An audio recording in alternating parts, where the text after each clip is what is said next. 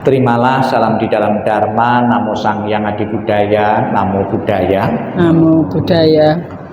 Banyak cara yang bisa diungkapkan untuk menyatakan ikut bela sungkawa, ikut berduka, merasa ikut bersedih atas kepulangan atau meninggalnya salah satu anggota keluarga, relasi maupun teman. Yang umum kita bisa lihat karangan-karangan bunga ditulisi ikut berduka cita. Di kalangan umat Buddha ada tulisan yang khusus bahasa Pali, mungkin Bapak Ibu pernah melihat, Sabbe Sangkara Anicca. Ini bahasa Pali ditulis pakai huruf Latin, kurang lebih artinya segala sesuatu yang terbentuk itu tidak kekal, tidak abadi. Ini sebuah pesan kepada kita semua dan juga kepada almarhumah dan juga siapapun yang membaca dan melihat bahwa dunia yang kita tempati ini tidak kekal, tidak abadi. Sesuatu yang tidak kekal dan tidak abadi jangan sekali-kali dilekati, sebab akan menimbulkan penderitaan-penderitaan.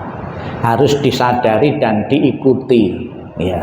Semakin kita tidak menerima sesuatu itu yang kita lekati itu berubah, semakin kita menderita karenanya, ya. Karangan-karangan bunga itu.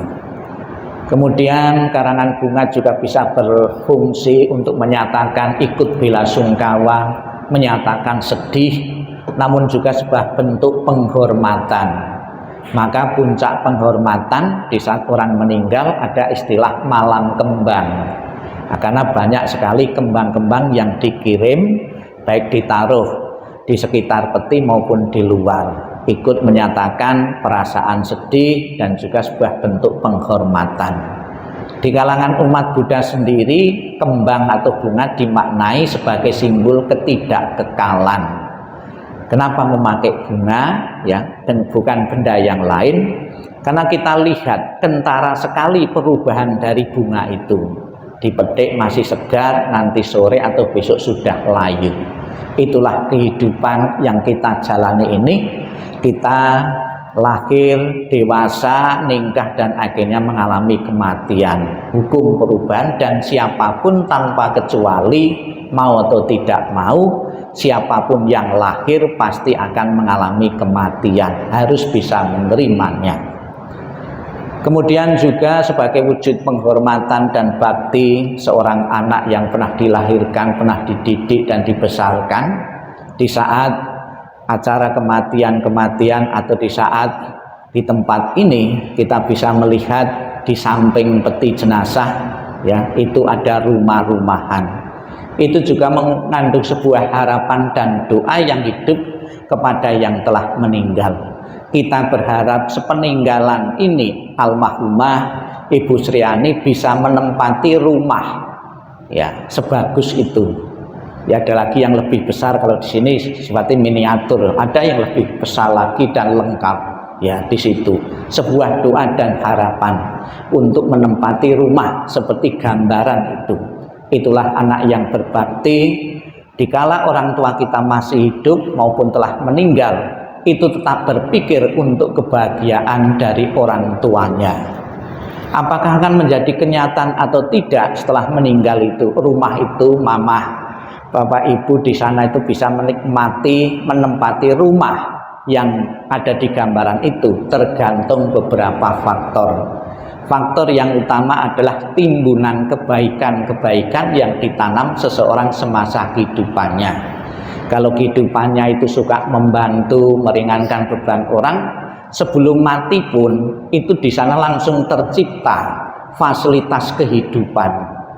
Ada sebuah cerita di kalangan umat Buddha, ada seorang biku yang mempunyai kemampuan bisa datang, bisa berkunjung ke salah satu surga, ya. Di sana menemukan ketemu rumah yang megah dan mewah namun masih kosong, belum berpenghuni.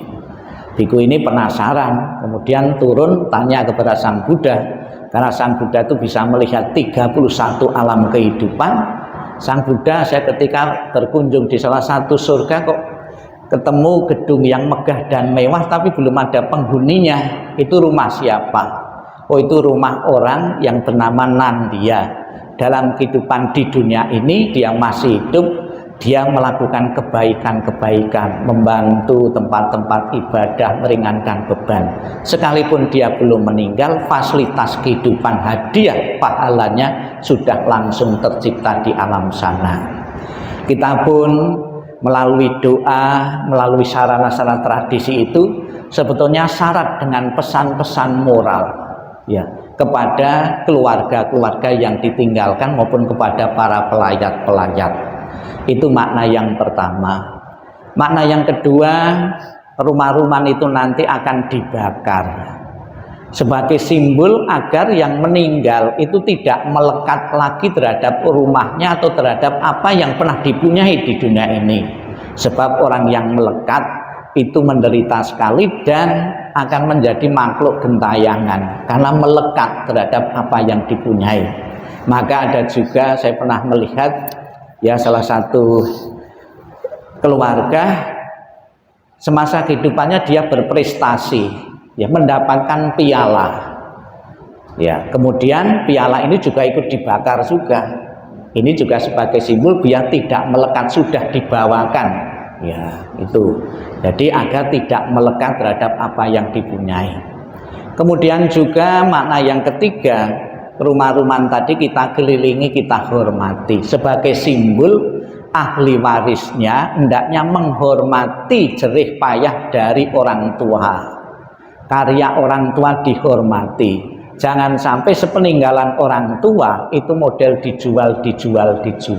Artinya kita tidak menghormati karya, tidak menjadi pewaris yang baik terhadap orang tua kita. Syukur bisa mengembangkan ya. Semoga dengan kekuatan doa yang kita lakukan ini, dengan kekuatan pengharapan dan doa-doa baik memakai simbol maupun tidak memakai simbol, apa yang menjadi harapan Bapak Ibu almarhumah Ibu Sri Liani segera menempati alam surga bahagia benar-benar segera menjadi kenyataan. Sadu, sadu, sadu.